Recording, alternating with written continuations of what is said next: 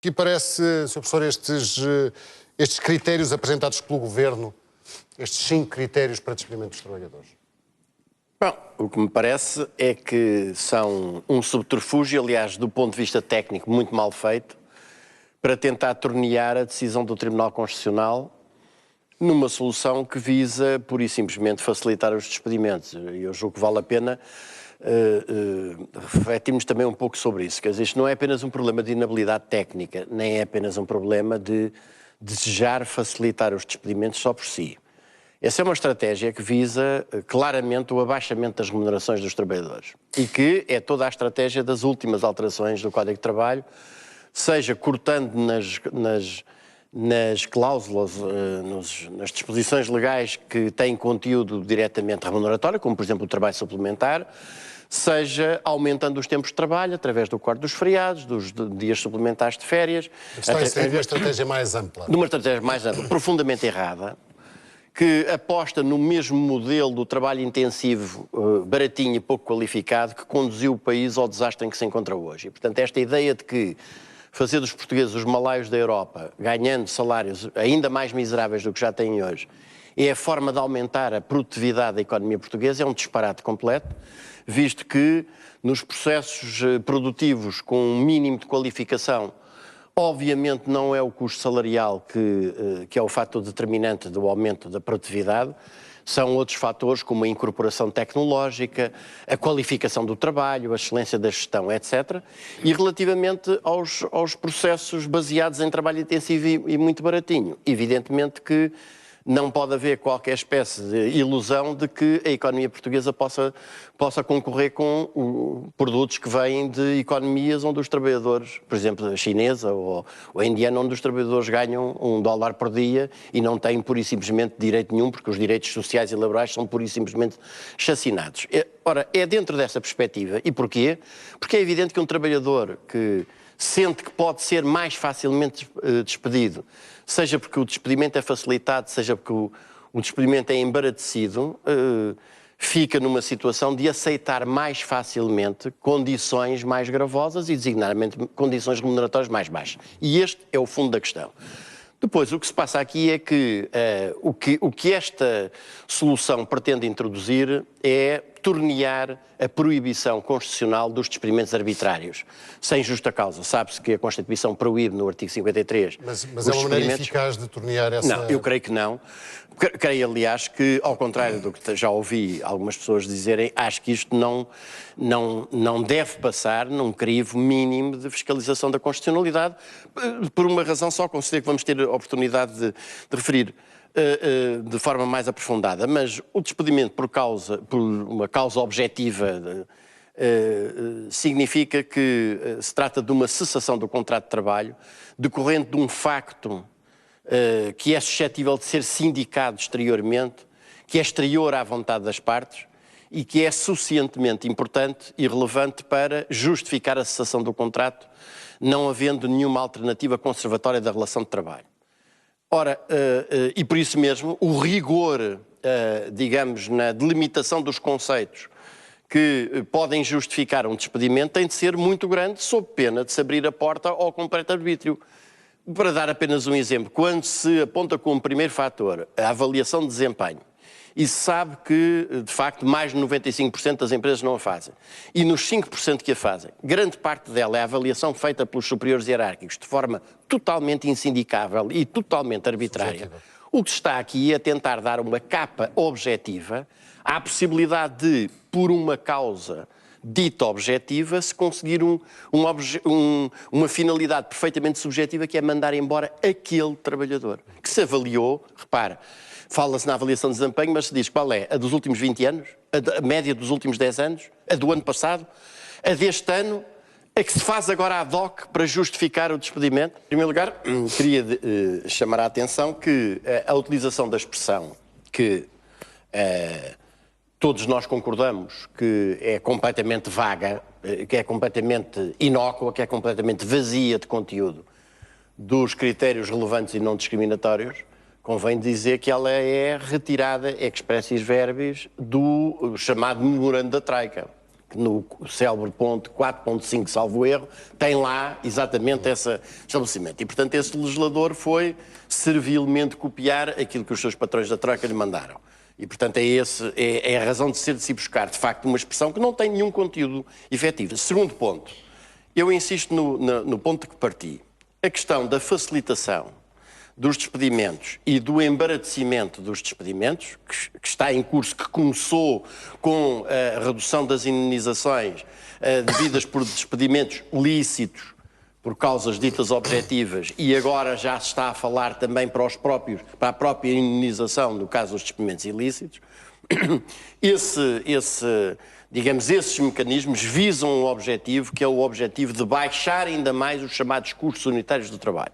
Porque este governo tem uma perspectiva estratégica de que, digamos, a crise pode ser ultrapassada e a dívida pode ser paga à custa de se baixarem tanto os salários dos trabalhadores portugueses que os produtos portugueses se tornariam altamente competitivos no mercado internacional. E nós estamos a assistir a um discurso que também, enfim, importará um dia desmontar, que é este elogio do aumento das exportações, apresentando como um resultado magnífico dessa estratégia, escamoteando, por exemplo, que 62% desse aumento das exportações tem a ver com os combustíveis, designadamente com o início da refinaria em Sines.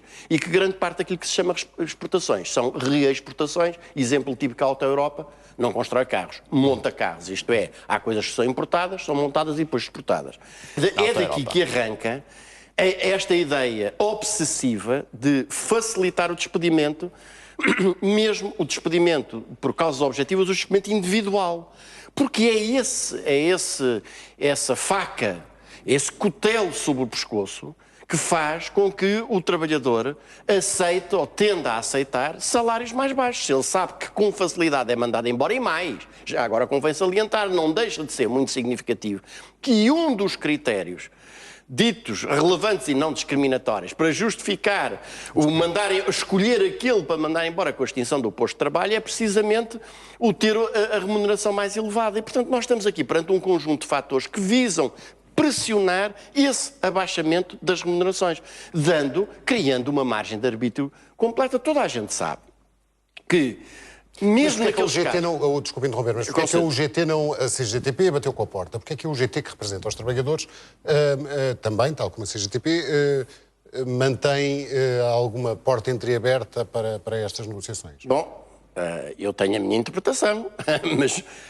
isso seria interessante que o GT explicasse o que é que ela está à espera que saia, a não ser a continuação do acordo tripartido em que o GT já participou e depois fez o papel da noiva enganada, não é? Depois de ter pactuado com um conjunto de soluções que são profundamente antitrabalhadores. Mas parece-me importante salientar que, por exemplo, a questão da avaliação do desempenho, mesmo naqueles casos em que há sistemas organizados, e a esmagadora maioria deles são o sistema da avaliação pelo superior ou pelos superiores hierárquicos, TUCUR, isto é pelas FIAs, mesmo nesses casos, todos nós sabemos que, perante situações concretas de patente injustiça, falta de imparcialidade nessa apreciação, é difícil, para não dizer impossível, levar a cabo o sindicar judicialmente dessa decisão. Porque os nossos tribunais de trabalho têm a tendência para dizer que não se metem na esfera de decisão da gestão privada. Mas não é normal que sejam as FIAs a avaliar os mas o problema... Não, primeiro não é normal, porque esse não é o único sistema de avaliação. Há outros sistemas de avaliação, começar por um que até agora dá aí nome a um programa, os 360 graus, que faz com que o avaliador é também avaliado.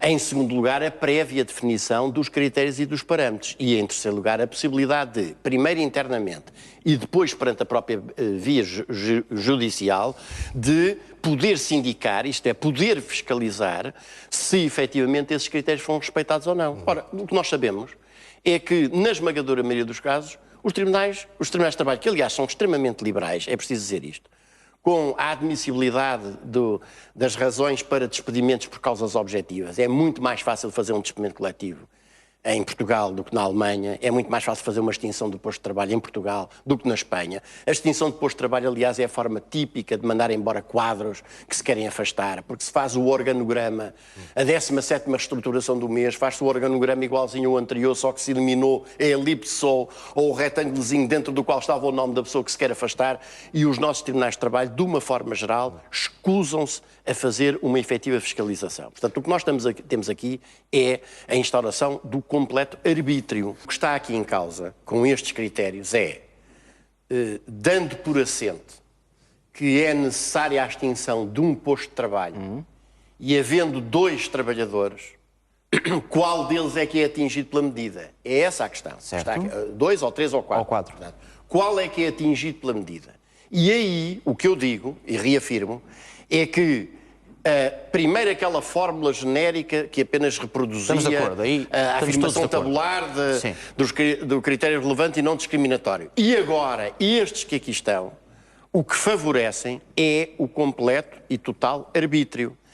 Aliás, chame-se a atenção que não há nenhum deles que resista, porque, as habilitações literárias, o que é que isto quer dizer? São as habilitações literárias em geral, ou as habilitações literárias relacionadas com as funções que o trabalhador desempenha. Eu julgo que isto não pode, de facto, sobreviver ao mecanismo da fiscalização da constitucionalidade, porque, volto a repetir, tratando-se de despedimentos individuais por justas causas objetivas, o rigor, a certeza e a segurança jurídicas têm de ser tão grandes quanto possíveis. E, portanto, nada disto sobrevive a esse juízo. E a argumentação que o Tribunal Constitucional, eu fico pasmado quando ouço alguns dos nossos colegas dizerem, com ar entre o otimista e o satisfeito, que agora com o Tribunal Constitucional, enfim, até tendo presente o outro acórdão, que estas medidas vão de certeza passar. Não, o que eu acho é que exatamente o essencial da argumentação que o Tribunal Constitucional utilizou em torno desta questão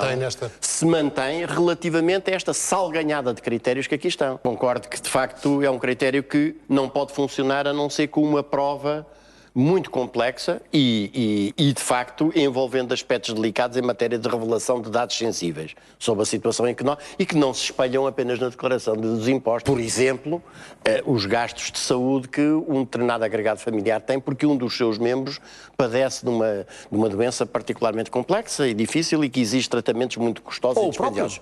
Ou o próprio trabalhador. De facto, eu acho que vale a pena voltarmos à questão inicial, que é esta. Quer dizer, e é um elemento, neste momento, perante a situação que se vive no país, aquilo que as empresas precisam é de terem um instrumento de maior facilidade para despedir pessoas. Quer dizer, aquilo que o país neste momento precisa é que o país tem neste momento, e é preciso dizer isto também com clareza, porque normalmente não há oportunidade de dizer isto e nós temos os opinion makers do costume a repetir à exaustão que estamos a ter, por exemplo, o desemprego a diminuir. Não é verdade. Não é verdade, e nós temos neste momento, em termos reais, qualquer coisa como 1,5 milhão de pessoas desempregadas. É claro que as estatísticas oficiais apontam para 690.535, mas agora o Instituto de Emprego e Formação Profissional descobriu uma nova categoria de estatística, que são os inativos ocupados, que só eles são 143 mil, que são aqueles que são postos, os desempregados, que são postos a frequentar ações de formação de uma semana ou 2, sobre coisas tão interessantes como jardinagem, como construir um currículo ou ir aprender alemão. Deve ser para se entenderem com a senhora Merkel. E que saltam fora das estatísticas do desemprego. Ora, num país que neste momento está completamente de pantanas, e está de pantanas porque não tem economia, porque a economia foi completamente devastada, de facto vir com uma medida que é uma medida tendencialmente facilitadora dos despedimentos, mostra que, de facto, este governo, primeiro, não governa nada, não tem nenhuma perspectiva estratégica do ponto de vista do desenvolvimento económico do país e a sua única preocupação é, digamos, apresentar-se como um aluno cumpridor perante o seu patrão, a Troika, que lhe exige que esta medida seja aprovada, porque esta medida tem um papel importante a desempenhar no quadro da divisão internacional dos países. Isto é, há países na Europa, a começar pela Alemanha, que beneficiam com o facto de, em Portugal, os trabalhadores portugueses ganharem miseravelmente como já ganham hoje. Quer-se baixar ainda mais os salários. Diga lá qual é a premissa que acha que está errada. É que parte de um princípio que foi-nos muito útil o empréstimo quando não tinha tínhamos dinheiro para pagar nada, mas agora é que temos do lado de cá o dinheiro, podemos já não cumprir o resto do memorando. Luís Gonçalves, agora temos mais 70 mil milhões de euros de dívida do que tínhamos antes da dita ajuda. Essa é que é a questão. E não temos a maior parte das empresas estratégicas e temos o país completamente pauperado. Mas antes não tínhamos capacidade de endividamento e tínhamos um problema, é que não tínhamos dinheiro para o médio e o longo prazo. Se é que tínhamos para o curto. Se não pagássemos o BPN, se não pagássemos os swaps, se não pagássemos as trafolhices jurídico-financeiras, as rendas excessivas, havia mais do que dinheiro no país é muito para provermos às nossas necessidades. A questão que se coloca é saber qual é a necessidade das empresas, que necessidade das empresas, que com o atual quadro legislativo não tinha correspondência, é que era preciso agora responder com esta alteração legislativa. Mas isso devia ter sido discutido quando nós pedimos dinheiro, não, desculpe. Só uma última coisa ao Luís Gonçalves da Silva. O memorando de entendimento não é a Constituição da República, não é sequer um tratado internacional, está abaixo da lei fundamental do nosso país.